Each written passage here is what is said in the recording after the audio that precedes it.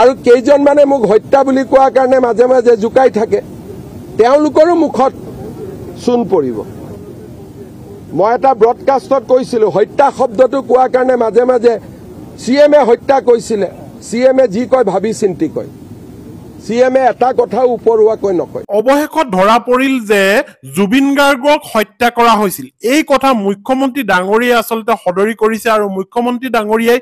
কি কৈছে এই গোটেইখিনি কথা আপোনালোকে শুনিবলৈ পাব আৰু শুনিলা আচৰিত হৈ যাব এনেকুৱা ধৰণৰ ডাটা কিছুমান মুখ্যমন্ত্ৰী ডাঙৰীয়াই দিছে যে জুবিন গাৰ্গক হত্যা কৰা হৈছিল এই কথাটো জুবিন গাৰ্গৰ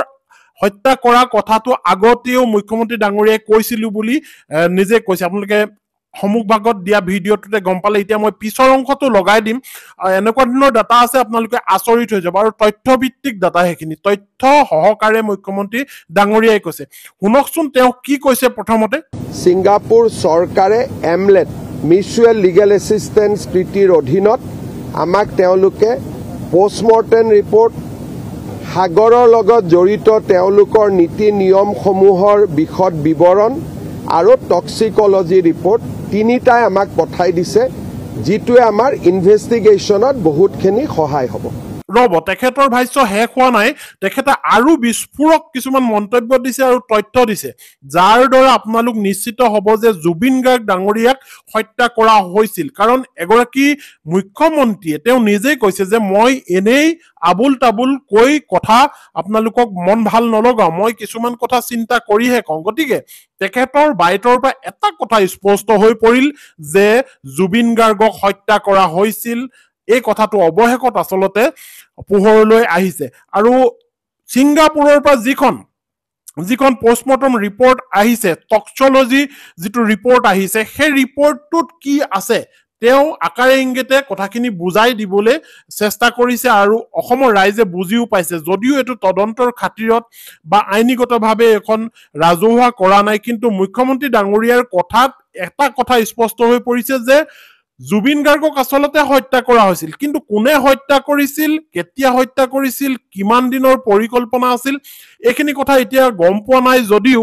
মুখ্যমন্ত্ৰী ডাঙৰীয়াৰ ভাষ্যত কিন্তু স্পষ্ট হৈ পৰিছে যে মুখ্যমন্ত্ৰী ডাঙৰীয়াই কৈছে যে জুবিন গাৰ্গক হত্যা কৰা হৈছিল এটো মিছা কথা নহয় মই আগত কৈছিলো মই তথ্যভিত্তিক কিছুমান কথা কওঁ আৰু এতিয়া এই যিখন চাৰ্জশিট দিব সেই চাৰ্জশিটত এই কথাবোৰ আসলতে উল্লেখ থাকিব আৰু এটা বিশেষ তাৰিখ ঠিক কৰিছে যে 17 তাৰিখৰ আগতে দিব লাগিব হে চাৰ্জশিট আদালতত আৰু তাত বহুত এনেকুৱা ধৰণৰ কথা থাকিব গতিকে ইয়াৰ পিছৰ অংশটো মই লগাই দিছো মুখ্যমন্ত্ৰী ডাঙৰীয়াই কি কৈছে ইয়াৰ পিছৰ অংশটোত আপোনালোকে শুনিলে চকু কপালত উঠিব আৰু আপোনালোকে বহুত নজনা কথা গম পাব জুবিন গাৰ্গৰ বিষয়ে আৰু জুবিন গাৰ্গৰ বিষয়ে কি কৈছে আপোনালোকে শুনক ইয়াতে যিসকলে জাস্টিস লাগে বুলি কৈ আছে কি আৰু কিছুমানে জাস্টিস দিব চেষ্টা কৰি আছে ইয়াত দুই ধৰণৰ মানুহ আছে কিছুমানে কৈ আছে জাস্টিস লাগে আৰু কিছুমানে জাস্টিস দিবৰ কাৰণে যোৱা একমাহ ধৰি দিনে ৰাতি নুখুৱাকৈ চেষ্টা কৰি আছে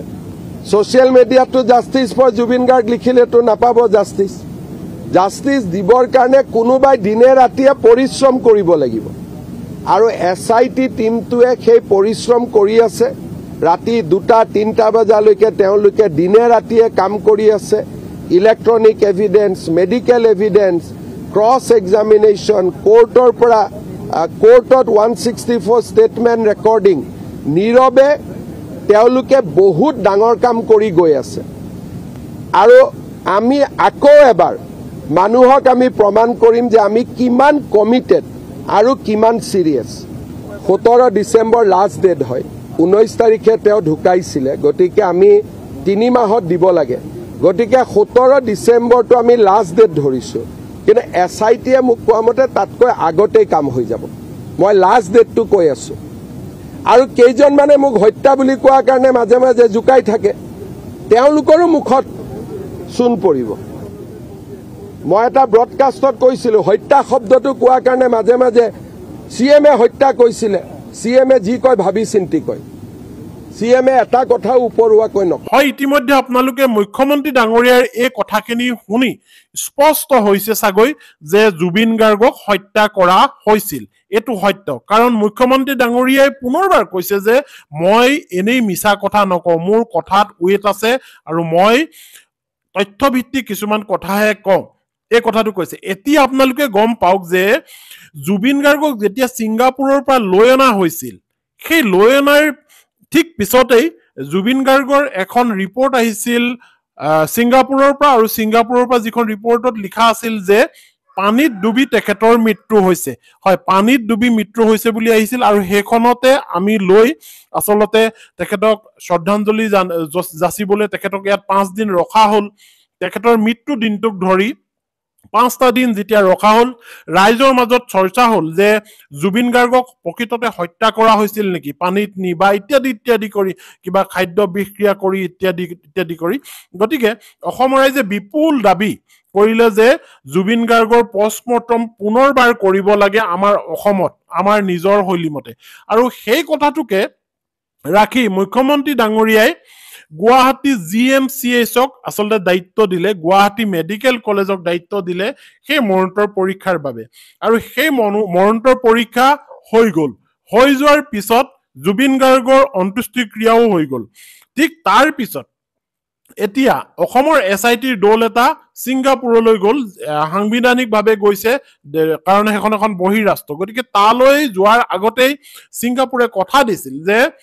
তাত তেওঁলোকে এনকুৱাৰীৰ ক্ষেত্ৰত সহায় কৰিব, আৰু তেওঁলোকে এতিয়া এটা এনকুৱাৰী ৰিপৰ্ট দিছে, যিটো ফাইনেল ৰিপৰ্ট টক্সিক'লজি।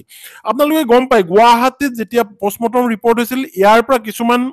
তথ্য সম্বল লৈছিল জুবিন গাৰ্গৰ দেহৰ পৰা, আৰু লৈ সেইখিনি দিল্লীৰ এটা ফৰেনচিক লেবলৈ পঠোৱা হৈছিল, আৰু সেই ফৰেনচিক লেবে এটা ৰিপৰ্ট দিছিল, যিটো ৰিপৰ্ট ৰাজহুৱা হোৱা নাছিল। আৰু কিছু কথা মাধ্যমত ওলাইছিল, সামাজিক মাধ্যমত, সেইখিনি সত্য বুলিও ধৰি ল'ব নোৱাৰি। আৰু সেই যিবোৰ চেম্পুল লৈছিল সেইটো 5 দিনৰ পিছত চেম্পুল লৈছিল। কিন্তু মুখ্যমন্ত্ৰী ডাঙৰীয়াই খুব ধুনীয়াকৈ বুজাই কৈছে যে ছিংগাপুৰত যিহেতু জুবিন গাৰ্গৰ মৃত্যু হৈছিল, তেতিয়া